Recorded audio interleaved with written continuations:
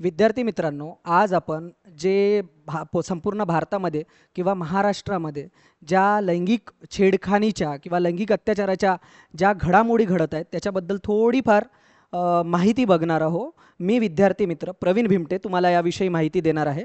तर नुकताच महिला व बालकल्याण विकास विभाग याच्या ज्या मंत्री आहेत महाराष्ट्र राज्याच्या अदिती तटकरे यांनी या घडामोडीच्या अनुषंगाने एक अधिकाऱ्यांची बैठक घेतली आणि त्याच्यामध्ये जो निर्णय झाला तो निर्णय पेपर म्हणजे वृत्तपत्र लोकमतमध्ये छापून आला. त्याबद्दल आपण आज माहिती बघणार आहोत. तर बघूयात की काय आहे तो उपक्रम. बघा, शाळांमध्ये गुड टच आणि गुड टच बॅड टच उपक्रम अनिवार्य करणार अशा मथड्याची लोकमतला काय आली होती, न्यूज आलेली मित्रांनो. ठीक आहे. आणि त्याच्यामध्ये म्हणजे ते हे सांगितलं जाणार आहे की मुलांना ते कसे ओळखावे हे सांगणे गरजेचे. असं उपक्रम कुठे, शाळांमध्ये, म्हणजे शाळांमध्ये गुड टच बॅड टच उपक्रम अनिवार्य करणार असं कोणी म्हटलं, अदिती तटकरे ज्या आहेत, ज्या महिला व बाल विकास मंत्री आहेत कुठे, महाराष्ट्र राज्याच्या. तर त्यांनी अशी काय केली, घोषणा केली. मी तुम्हाला ते थोडंफार वाचून बघतो. हे जे वृत्तपत्रामध्ये या मथड्याची जे न्यूज आली आहे ती 22 ऑगस्टला प्रसारित झाली. त्याच्यामुळे मला वाटलं एक विद्यार्थी मित्र म्हणून की या विषयावर व्हिडिओ आणायला हवा. तर सरकारी, बघा पुढे, सरकारी खाजगी अशा सर्वच शाळांमध्ये लैंगिक संबंधी जागृती करणारा गुड टच व बॅड टच उपक्रम राबवणे अनिवार्य केले जाईल अशी माहिती महिला व बाल विकास मंत्री अदिती तटकरे यांनी कुणाला दिली, लोकमतला दिली. म्हणजेच ही मी अगोदरच सांगितलं की महाराष्ट्रामध्ये किंवा देशामध्ये ज्या आता घडामोडी घडत आहेत विद्यार्थी मित्रांनो, त्याचा परिणाम म्हणजे काय, बदलापूर घटनेनंतर म्हणजे जे बदलापूरमध्ये अलीकडे जे लैंगिक शोषणाची जे घटना पुढे आली त्या अनुषंगानं ही म्हणजे काय हा निर्णय घेतला गेला आहे.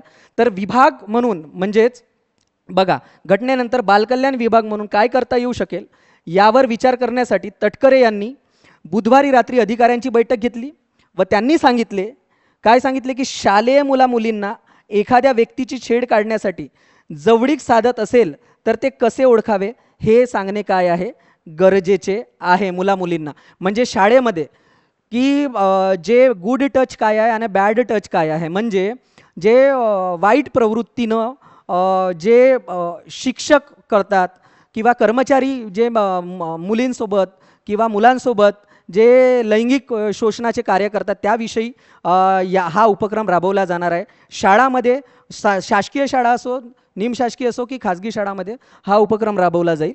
आणि त्याच्यामध्ये पुढे काय म्हटलं आहे, कोणती व्यक्ती कोणत्या हेतूने स्पर्श करत आहे हे त्यांना समजणे आवश्यक आहे.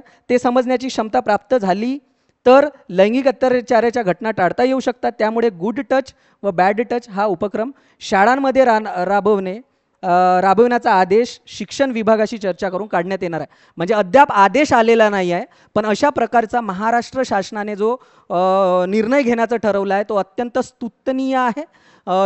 याविषयी म्हणजे आपल्या राज्यातील ज्या सामाजिक संघटना आहे किंवा वेगवेगळ्या विषयावर काम करणाऱ्या ज्या संघटना आहेत त्यांनी म्हणजे निवेदनाद्वारे किंवा पत्राद्वारे असा उपक्रम यायला पाहिजे. हे सुद्धा शासनाला सांगणं तितकंच गरजेचं आहे मला असं वाटतं एक विद्यार्थी मित्र म्हणून.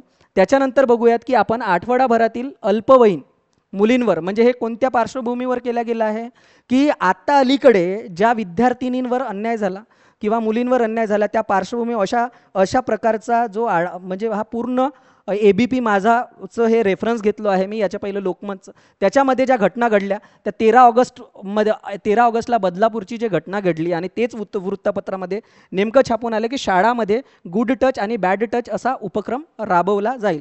पुढे मी सांगणारच आहे की हा उपक्रम म्हणजे पहिलीच काही पहिल नाही आहे. अशा करण्याचा अनेक सिरीजच्या माध्यमातून म्हणजे मालिकांच्या माध्यमातून सुद्धा असा प्रयत्न झाला. तर बघू आपण 13 ऑगस्टला जे बदलापूरमध्ये शाळेतील 2 चिमुकल्यांवर जो अत्याचार झाला, त्याच्यानंतर 15 ऑगस्टला पुणे शाळेत अल्पवयीन मुलीवर अत्याचार करण्याचा प्रयत्न केला गेला 20 ऑगस्टला अकोला शिक्षकाकडून 6 मुलीचा विनयभंग झाला. त्याच्यानंतर आपण 20 ऑगस्ट मुंबईला बघू. ह्या सगळ्या ज्या घटना आहेत त्या कुठल्या आहेत? महाराष्ट्र राज्यातील आहेत. ठाण्यात मतिमंद मुलींवर अत्याचार, चांदिवलीमध्ये चिमुकलीवर लैंगिक अत्याचार झाला. ठीक आहे. त्याच्यानंतर 20 ऑगस्टला परत लातूरलाच अशी घटना घडली व 4.5 वर्षाच्या मुलीची काय झाली? लैंगिक छेडखानी झाली. त्याच्यानंतर आपण बघू की 20 ऑगस्ट नाशिक 4.5 वर्षाच्या मुलींचं अपहरण करून त्याच्यावर अत्याचार झाला. परत आपण 21 ऑगस्टलाच परत बघा मुंबईमध्ये अपंग व अल्पवयींवर अत्याचार, खारमध्ये 2 अल्पवयीन मुलींच्या शेजाऱ्याकडून काय झाला? विनयभंग झाला. परत आहे 21 पुणे, अल्पवयीन तरुणीचा मैत्रिणीच्या मदतीने 2 मित्रांनी अत्याचार केला. परत 22 ऑगस्ट कोल्हापूरला 10 वर्षाच्या मुलीवर बलात्कार करून काय झाली? हत्या झाली. आणि परत 22 ऑगस्ट नागपूरमध्ये 8 वर्षीय मुलीवर शेजाऱ्यानेच काय केला?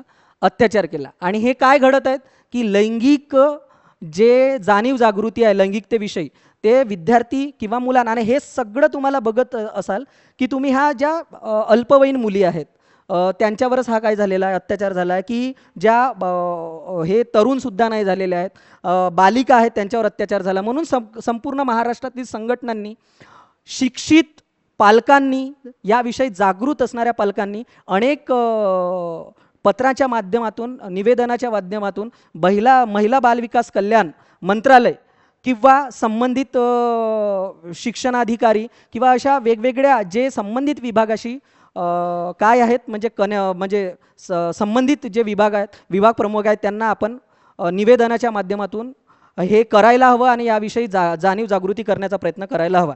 त्याच्या पुढे बघू आपण विद्यार्थी मित्रांनो की बघा असा हे पिक्चर्स मी यूट्यूबवरून गुगलवरून घेतलेले आहेत. आणि हा तर हे बघा गुड टच वर्सेस काय आहे? Bad touch. म्हणजे तुमचा गुड टच काय आहे आणि बॅड टच काय? अशा पद्धतीनं ह्या मांडीला स्पर्श करताना, हात लावताना काय फोटो दाखवला आहे. तर अशा पद्धतीचा हे बॅड टचचं काय आहे चित्र मी तुम्हाला दाखवतो. पुढे जाऊ आपण की हे बघा body safety for kids.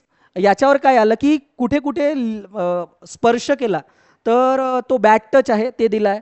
Lips किंवा चेस्ट किंवा बिटवीन लेग्स म्हणजे 2 मांड्यांच्या मधात, आणि बट कॉक्स याच्यामध्ये म्हणजे ज्या हे आपल्या हे आहे याला जर म्हणजे हे मांडीचा जो भाग आहे याच्यावर सुद्धा स्पर्श केला तर तो बॅड टच होतो, अशी ते गुगलवर माहिती दिली गेली आहे. पुढे जाऊ आपण की बघा अशीच एक एपिसोड सत्यमेव जयतेच्या माध्यमातून आमिर खान हे घेऊन आले होते.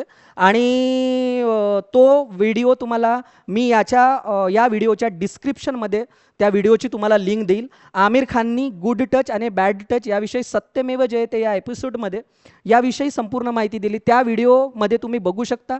पालकांनी सुद्धा ज्यांचे मुलं आता छोटे आहेत, शाळेमध्ये जातात, स्कूलमध्ये शिकतात, त्यांच्या पालकांनी स्वतः जागृत करण्यासाठी आपल्या पाल्यांना भूमिका घेणं अत्यावश्यक आहे. आणि जे मी अगोदर तुम्हाला अदिती तटकरे यांनी जो निर्णय घेतला आहे तो अत्यंत स्तुत्यनीय आहे.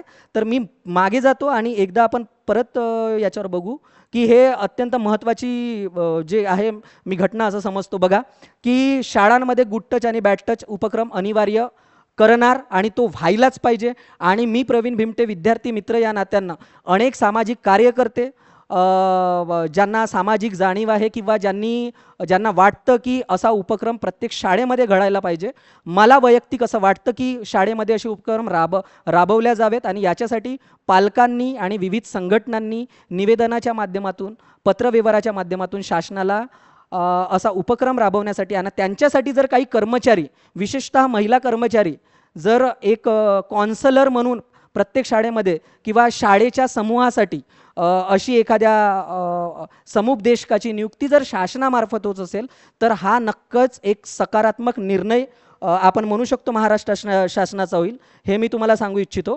आणि जर हे इच्छाशक्ती असेल तर नक्कीच महाराष्ट्रात हे घडून येईल. हे मुमकिन आहे. Change is possible. ठीक आहे. तर चेंज होतं. You can make it happen. म्हणजे आपणच हा काय करू शकतो, बदल घडवून आणू शकतो विद्यार्थी मित्रांनो. तर अशा पद्धतीनं हा जो या व्हिडिओच्या माध्यमातून मी तुम्हाला माहिती दिली गुड टच आणि बॅड टच, तर हा असं व्हायला पाहिजे. आणि विविध संघटनाच्या मधामध्ये किंवा पालकाच्या मधामध्ये हा व्हिडिओ जावा आणि जाणीव जागृतीसाठी आपण प्रयत्न करावेत, एवढाच मानस होतो. एवढंच बोलतो आणि थांबतो. धन्यवाद.